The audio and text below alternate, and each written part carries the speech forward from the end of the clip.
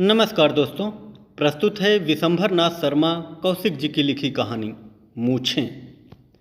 ठाकुर विश्वनाथ सिंह उन लोगों में से थे जिनकी यह धारणा थी कि पुराने रीत रिवाज आचार विचार सब उत्तम और निर्दोष हैं और आधुनिक सभ्यता यदि पूर्णांश में नहीं तो अधिकांश में दोषपूर्ण है। जिन बातों के वह बहुत ही भक्त थे उनमें कदाचित मूछ ही प्रमुख थी। पुरुषों के लिए मूछ को ही उतना ही आवश्यक समझते थे जितना कि बैल के लिए सींग।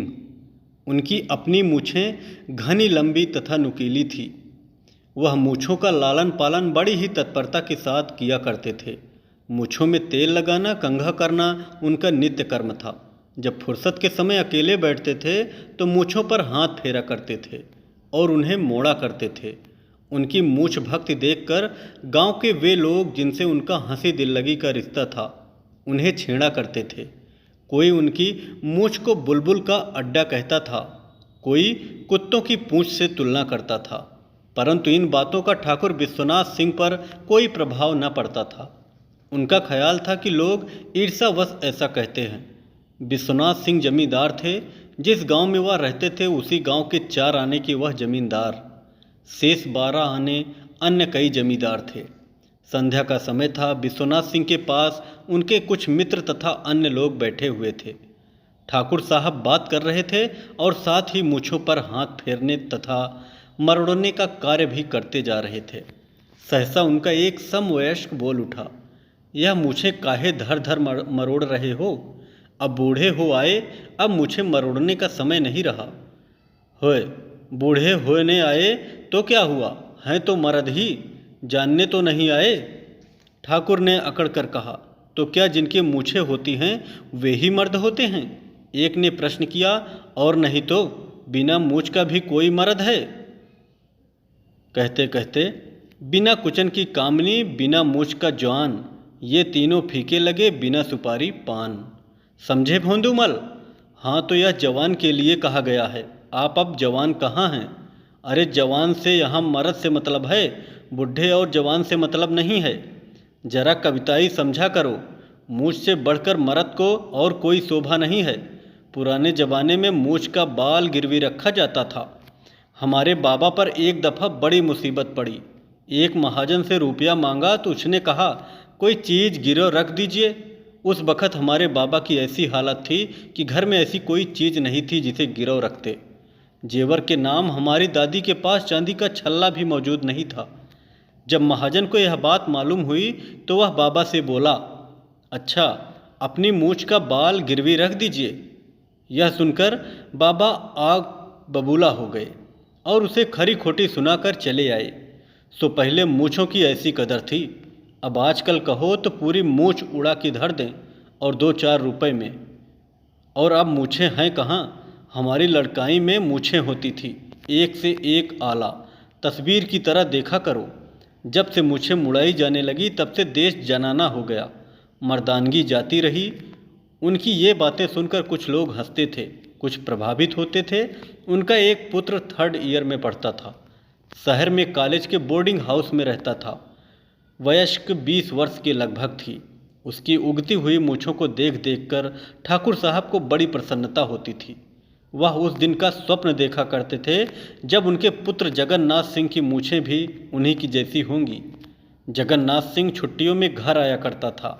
एक बार जब वह घर आया तो ठाकुर विश्वनाथ सिंह को यह देखकर फिट पा गया कि जगन्नाथ के ओंठों का उस तरह फिरा हुआ है। पहले तो उन्हें अपने नेत्रों पर विश्वास नहीं हुआ, परंतु ध्यानपूर्वक देखने पर जब उन्हें निश्चय हो गया कि मूछें मुड़ाई गई हैं तो वह आपे से बाहर हो गए और बोले, क्यों रे जगन्नाथ, मूछें मुड़ा डाली क्या? जगन्नाथ बोला, मुड़ाई नहीं है, अपने हाथ से मुड़ी है। इतना सुनते ही ठाकुर साहब का हार्ट फेल होने लगा। अपना चित्त संभालने का प्रयत्न करते हुए उन्होंने कहा, मेरे जीते जी, अरे नालायक, मुझे जिंदा ही मार डाल रहा है। तो इतना भी नहीं जानता कि जब तक माँ बाप जिंदा बैठे रहते हैं तब तक मूछें नहीं मुड़ाई जाती। यही तुम्हारी पढ़ाई लिखाई है? जगन्नाथ बोला, ये सब पुराने विचार हैं चाचा। आजकल की सभ्यता में मूछें रखना व्यर्थ समझा जाता है। यह नई सभ्यता तो मर्दों को जनाना बना कर छोड़ेगी और तो कुछ रहा नहीं।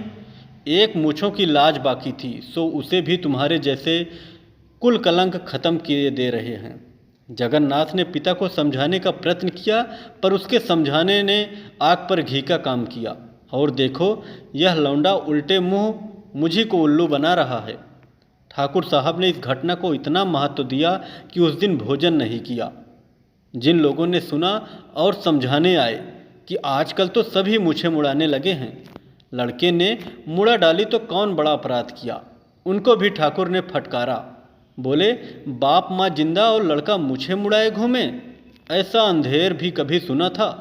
अरे मर्दानगी और शोभा गई चूल्हे भाड़ में, पर इस बात का तो विचार किया होता कि मेरे माँ बाप जिंदा बैठे हैं। लोगों ने जगन्नाथ से पूछा कि मूछें क्यों मुड़ाने लगा? अपने बाप का स्वभाव जानबूझकर ऐसे गलती का काम किया? जगन्नाथ बोला, कॉलेज के हमारे साथी चिढ़ाते थे। एक दिन बाजार गए तो हमारे एक साथी ने उस्तरा लिया। छोटे से खूबसूरत बक्स में चमचमाता हुआ देखकर जी ललचा उठा। मैंने भी एक सेट ले लिया। जब खरीद लिया तो उसका व्यवहार भी आवश्यक हो गया।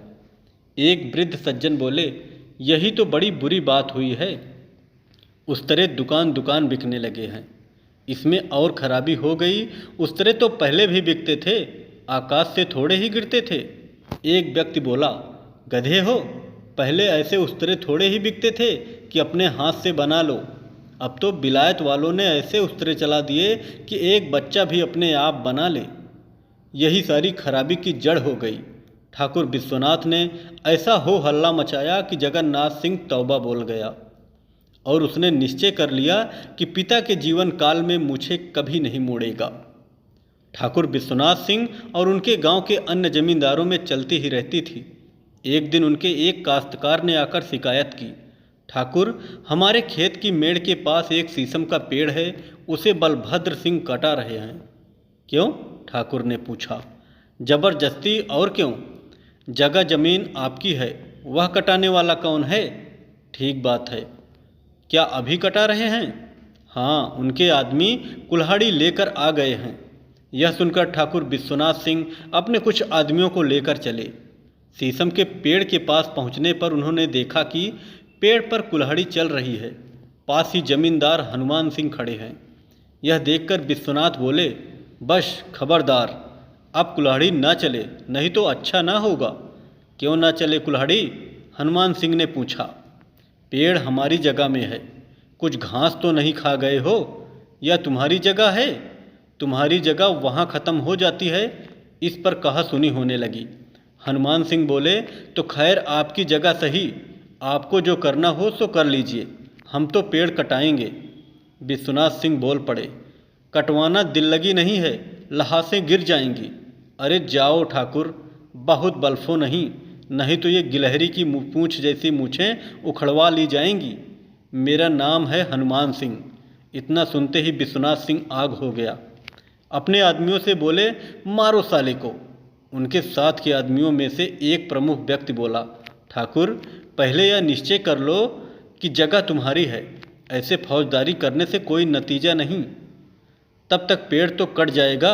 विश्वनाथ ने कहा, कट जाने दो, अदालत से पेड़ के दाम भी लेंगे, हर्जाना मिलेगा। अदालत की लड़ाई लड़ो, फौजदारी करने में मामला उल्टा हो जाएगा। विश्वनाथ सिंह चुपचाप वहाँ से चले आए। दूसरे दिन लोगों को यह देखकर बड़ा आश्चर्य हुआ कि ठाकुर विश्वनाथ ने मूछें मुड़वा डाली। लोगों ने कारण पूछा तो ठाकुर बोले, अब मूछें रखने का धर्म नहीं रहा। हमारे मुंह पर हमारी मूछें उखड़वाने की बात कही गई और हम कुछ न कर सके। तब मूछें रखने का क्या फ़ायदा? बिना सरदार की फौज कभी लड़ी है? हमारी देह में बल होता और हम लाठी चलाने लगते तो साथ वाले भी भिड़ जाते। जब हम ही कुछ ना कर सके तब साथ वाले क्या करते? जगन्नाथ ने मूछें मोड़ी थी तब तो उस बेचारे पर बहुत बिगड़े थे। अब उससे भी कह देंगे कि मूछ का जमाना नहीं रहा। यह कहकर ठाकुर ने मूछों पर हाथ फेरा। अब वहाँ क्या धरा है जो हाथ फेरते हो? आदत पड़ी हुई है, वह छोड़ते छोड़ते ही छूटेगी। यह कहते हुए ठाकुर की आंखों में आंसू छलछला आए। कहानी कैसी लगी कमेंट में ज़रूर बताएं। कहानी अच्छी लगे तो कृपया चैनल को ज़रूर सब्सक्राइब करें व वीडियो को लाइक करें।